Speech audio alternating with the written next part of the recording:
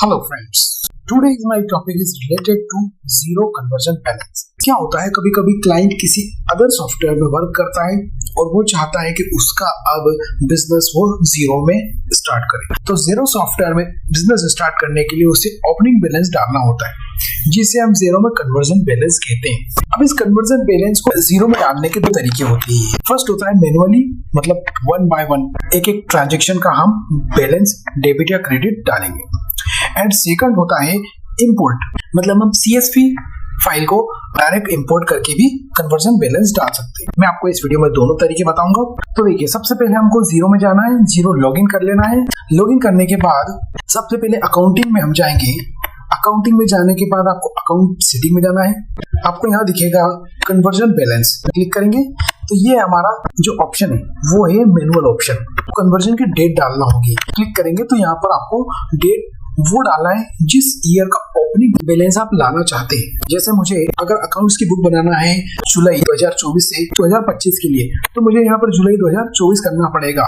Date डालने के बाद सेव कर देंगे। ये जैसे अभी आपको ट्रांजेक्शन दिख रहे हैं, यहाँ पर डेबिट और क्रेडिट दो कॉलम है। जो भी आपका आइटम क्रेडिट होगा उसे क्रेडिट में, जैसे इनकम और लायबिलिटी आपकी क्रेडिट होगी, जबकि एक्सपेंस और असेट्स आपके डेबिट होंगे। तो इस प्रकार से आपको बनाने के बाद यहाँ पर आपको देखना है डिफरेंस हमको जीरो करना रहता है। जो एडजस्टमेंट है यहाँ पर हमारा जीरो हो जाना चाहिए।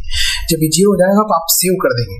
आप जैसे ही सेव करेंगे तो आपका जो भी बैलेंस आया है बैलेंस शीट और P&L में शो होने लगेगा। ये था हमारा मैनुअल वाला तरीका।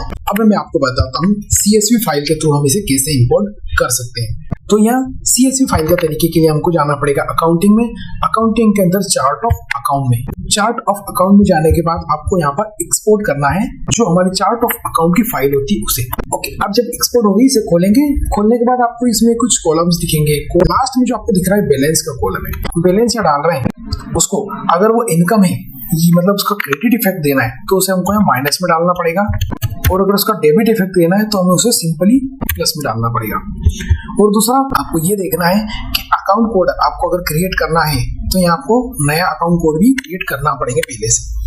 ठीक है, जैसे माना बैंक फीस मेरे पास अगर 100 रुपए है तो यहाँ डेबिट हो गई, और कमीशन मेरी इनकम है तो यहाँ पर 100 रुपए कमीशन क्रेडिट हो गई, जो भी आपकी इनकम हो। इस फाइल को फिर हम यहाँ पर सेव कर देंगे।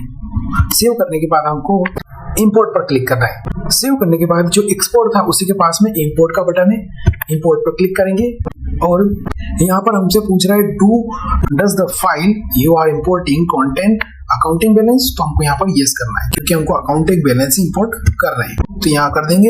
यहाँ पर जैसे आप यस